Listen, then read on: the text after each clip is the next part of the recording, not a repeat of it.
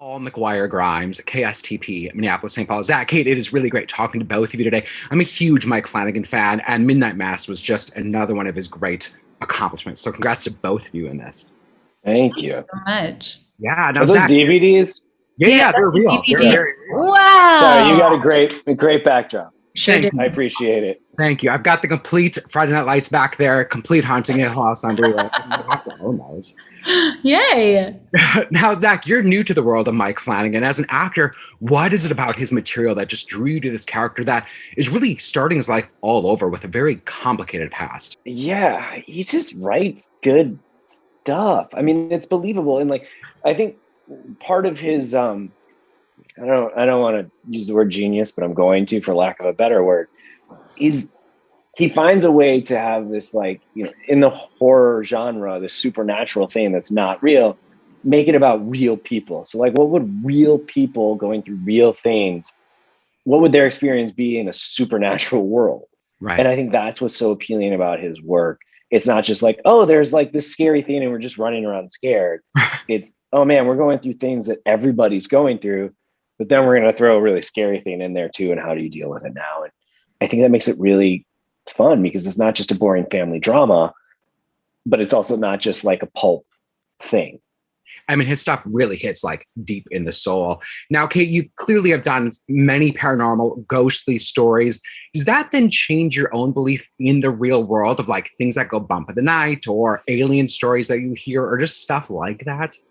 It's so unfair because what happens is something goes bump in the night and I have such a referential brain from going through so many stories and I'm such a horror fan, like watching and reading so many horror stories.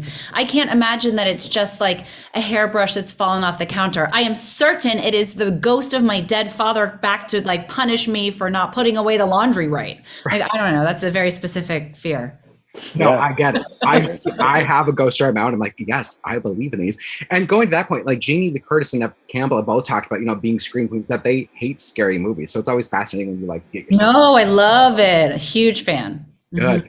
Now, Zach, one of the things I did during the pandemic was do a rewatch of Friday Night Lights because it just puts me into a calm mental place. Did filming during the pandemic give you a sense of like normalcy or community? Yeah, you know, weirdly, I mean, there's very many aspects of that. I'm getting tested 2 or 3 times a week. So I know I'm not sick, and B, I'm not bringing it home to my family. Yeah. And then I'm going to work where everyone's like super PPE'd. Like I felt safer at work than I did in the real world.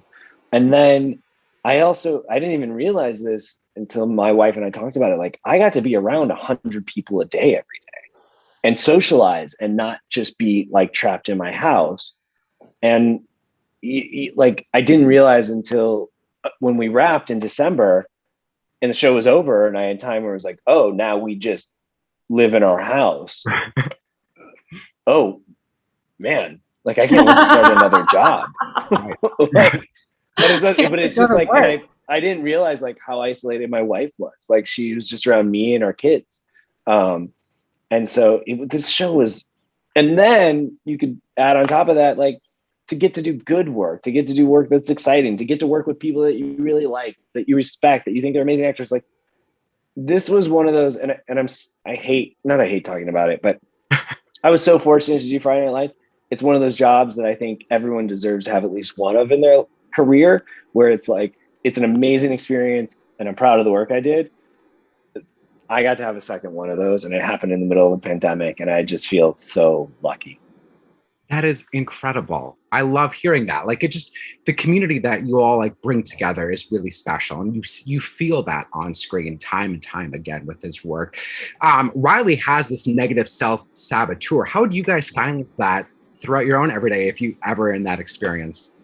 Honestly, I never have, and I probably never will. I think the saboteur, although dangerous, is an important part of the creative process. Because I think if with every idea an artist had, they went, oh, that's perfect. I'm amazing. I've never had such a smart idea. A lot of art would be dull. And I think that particular driving force, you have to befriend. You can't start isolating parts of your personality and burning them at the stake. You have to accept yourself. Well, I mean, I got the rap, and that's like the perfect answer to rap on is to accept yourself. So thanks, Kate. Yeah, this is fantastic. I appreciate the time today. I really do. Of course. Thank you so much. Paul McGuire Grimes, KSTP, Minneapolis, St. Paul. Hamish, Samantha, it is really great talking to both of you today. I'm a huge fan of Mike Flanagan's work, and Midnight Mass is another just accomplishment for him. So congrats on such a phenomenal show. Thank you so much. Yeah. Now, Hamish, you're new to the world of Mike Flanagan. As an actor, what is it about his material that just drew you into such a fascinating character? Well, I was a huge fan of Hill House and Bly, and was super eager to, get to work with him. But then when I read these scripts, I was, what's triple thrilled? In Flabbergasted, I was like, come on, man, how much do I have to pay you to do this job? And he was like, well, actually, the way it works in Hollywood is the actor gets paid when they do the job. I was like, let's turn it around. Let's go the opposite way. I would have done anything. I mean, it's just the material is so great, and what a great captain to get to work for.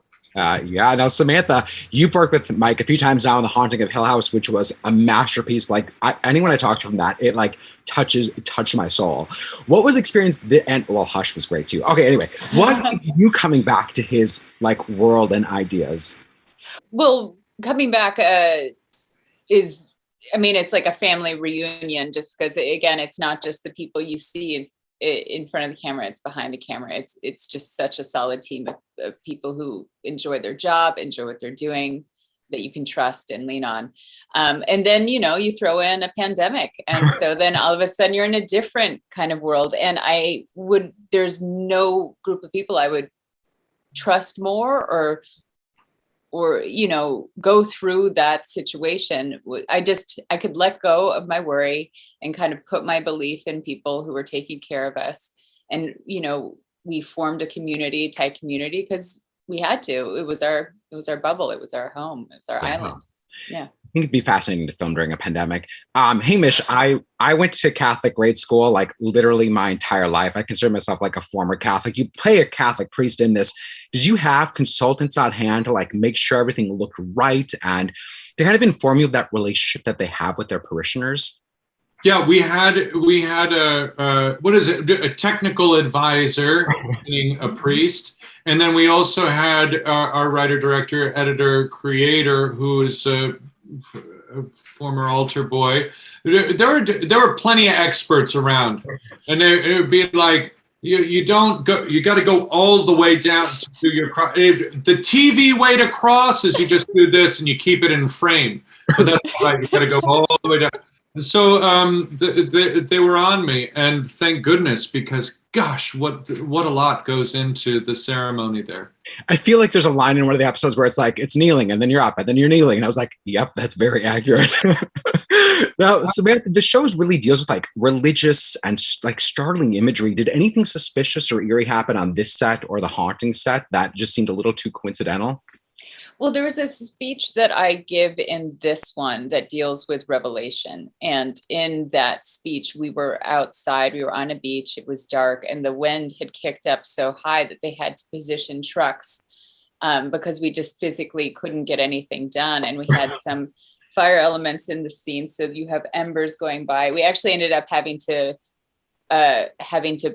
pull it that night. We got the shot, but it was both terrifying, but when you see it, it's like the world conspired to get us this amazing moment. So spooky, but on our side, which makes sense. It's a Flanagan project.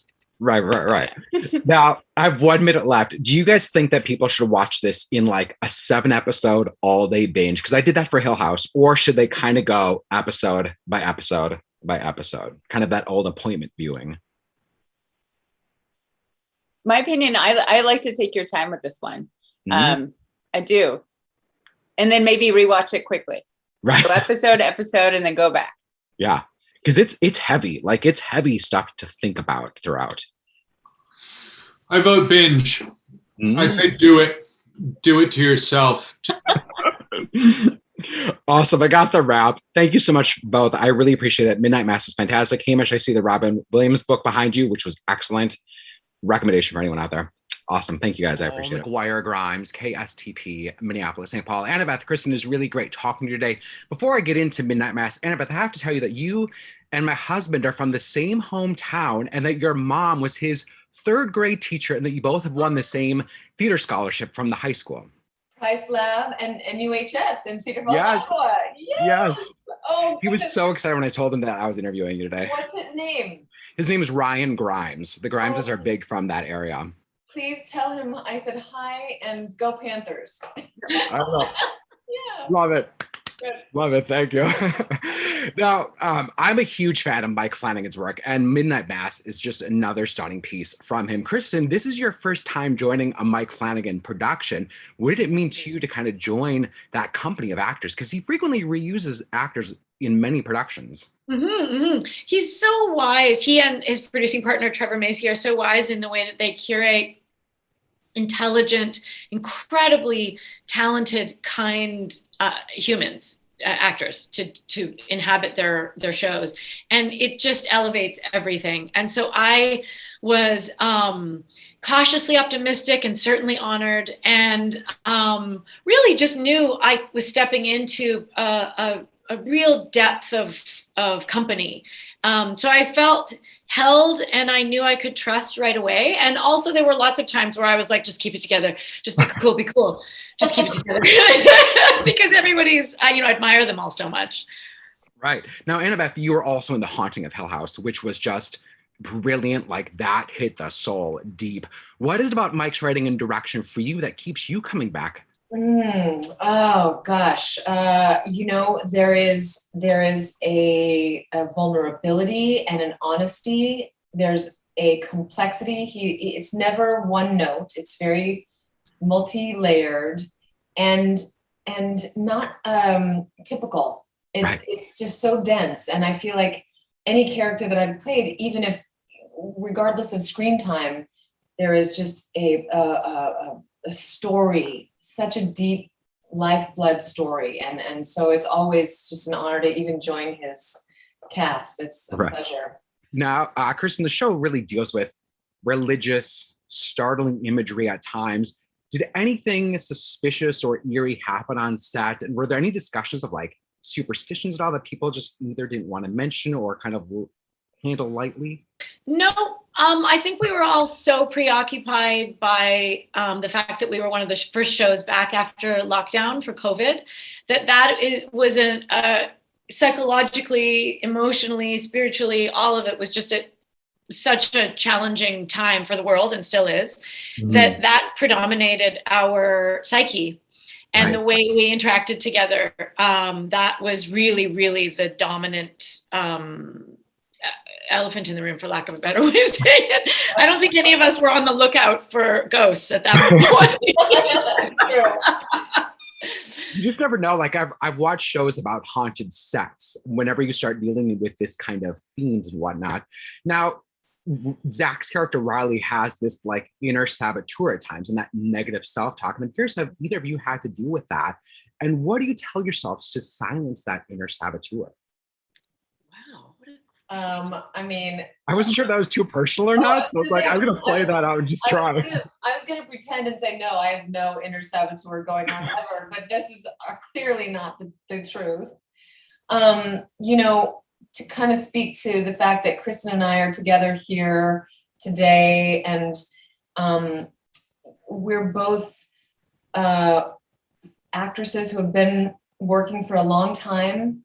And so yes, there is always the conversation of aging and saying, but like, here is a peer of mine who I esteem, who I get to work with, and who's brave enough also in this role to age backwards beautifully. But, it's just that I think when those inner saboteurs come forward, my point is this: we find peers, we find friends, we find community, we revivify through those things. And also being honest about it and being able to have a relationship with that voice, so that there's a gentle space between believing it and holding space for it to say thank you, but not now.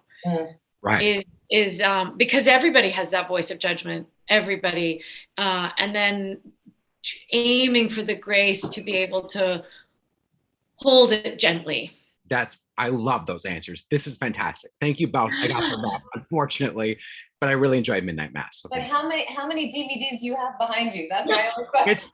There's at least 1,500. I have like The Haunting of Hill House on Blu-ray and Dr. Sleep, just in terms of the Mike Flanagan, but there's a lot. Great. I have the whole X-Files box set over there too. Annabeth, so. Oh, good. Well, thank you guys. I appreciate it. Thank you.